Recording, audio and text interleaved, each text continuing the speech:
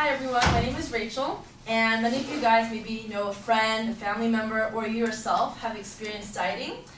Today I'm going to talk about how dieting can make people gain weight. So one of the supporting claims I have is that majority of dieters have an on and off relationship of dieting, because sometimes they may be have the mentality that they want to improve and transform their lives, but at the same time they crave still of the old foods that they eat. So having an extreme loss of food that they used to eat can cause them to want to eat back what they used to eat before, and that throws the body off balance. And another claim is that dieting can hurt the body and not be a source of well-being. With that being said, the body can lose carbohydrates stored in muscle and liver when an excessive amount of food is not intaked as it was before. And suddenly reducing the intake can also slow down metabolic rate. This can cause tiredness, and tiredness can lead to people not being able to run and work out as much, and therefore can create a weight gain. This can also relate to mental and emotional barriers. So this is not only on the exterior of how much they eat, but this can also be something inside of a person. Having low self-esteem can also create weight gain of people not feeling as if they can be able to turn their life around or things can get better.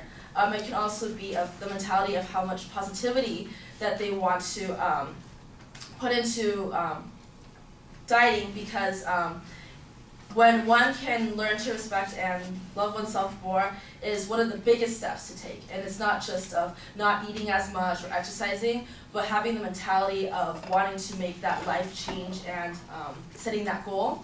Another barrier resulting in emotional and mentally is that food was taught to be probably a problem solver and reward. So for example, when you guys were kids, your parents say, oh, if you do this, if you do the chores, you can get a box of candy or chocolate. Or if your teacher was saying, whatever team wins can get, snacks. So I think this can also result to a mentality of having to resort to food when it's something to reward oneself. Also, if a person was depressed after a breakup or anything, people resort to ice cream, or they resort to their favorite food, So this is another reason why that can cause people to also weight gain. But dieting can also have factors of having fake food. So for example, when you go to a grocery store, you probably have seen the healthy diet, in the frozen food section. Those can contain artificial additives, which can be body pollution. They are also processed foods, so there can be things inside the processed food that may not be that healthy and therefore can cause weight gain to the dieting lifestyle. That was stated in Fox News and also the Health from the US News, that cutting fat too low can lead to surplus of carbs. So, when you diet, and you have to make sure that you maintain a balanced diet of nutrients to prevent diseases. So it's not just about not eating, a lot of food, but it's also about how you balance everything, emotionally, mentally, and not having dramatic changes, because that can hurt the body. This may not apply to every single person who's dieting, but this can be a possibility for people from the actions they take, depending on how they approach dieting, and using it not to be just a source of dramatically losing weight, but also keeping a healthy lifestyle. And thank you.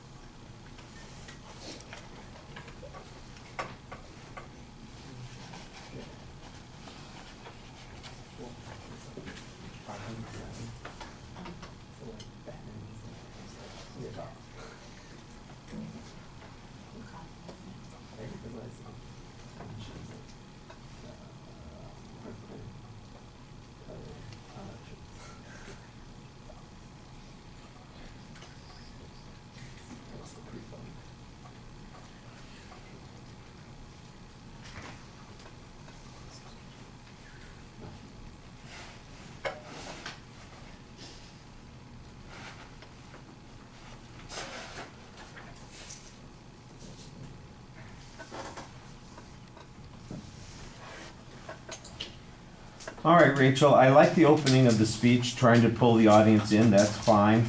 Your proposition is labeled, although I do think you could highlight it a little bit more so that we know the declarative sentence, although the general inference is made clear. For the most part, I was a little confused at the beginning because it sounded to me like you were previewing what the supporting points were going to be, and then it suddenly dawned on me that you weren't previewing anymore. You'd actually started the speech and you were giving explanations of all the theories on each of those individual points. So that's actually the structure of the speech. It's not a preview of the presentation. You've got an explanation of all of those concepts. I think the explanations are pretty clear. I don't know why I would ever believe any of them, though, because no proof is ever offered for any of them. I just have your say-so. All of your credibility comes in your delivery, which I think you do a really nice job on. You talk to the audience, you make good eye contact, you sound like you know what you're talking about. But the only source citation I got during the presentation was a vague reference to a Fox News article, and it was not clear to me whether it was the first part of that information about the processed foods or the second part of the information about the fats that was the quote there. And like I said, it didn't sound like a quote. It sounded to me like a paraphrase or a summary of what might have been said in that article. And that was the only source citation. Everything else is kind of a theory on these points. And I don't doubt that there might be some truth to those theories, but you're making an argument, you're supposed to prove that to us instead of just explain what the theory is. Give us some reason to believe that this is in fact the case, that when people deny themselves a particular kind of food, that they crave it, or if they see it as a reward, that it becomes harder for them to stick to their diet or something like that. Well, what grounds do you have for believing that? I know what your claim is, and I kind of understand what the reasoning is, but I just don't see any grounds to support that particular argument.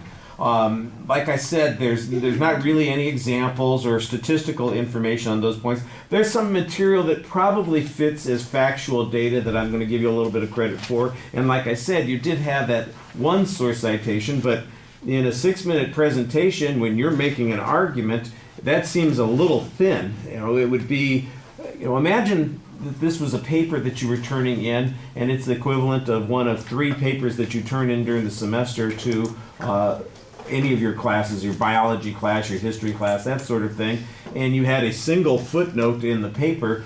I'm sure that your instructor would look at that and say, well, I know that you did 10 minutes worth of research, but it certainly doesn't look like it was as well prepared as it could be, so that seems to me a little skimpy. Now, I haven't looked at your outline. There's probably more information there. Like I said, that's in an oral presentation, though, you have to get it into the oral presentation. So I suspect that there's data here that didn't get cited very effectively in the oral presentation. All right, thank you.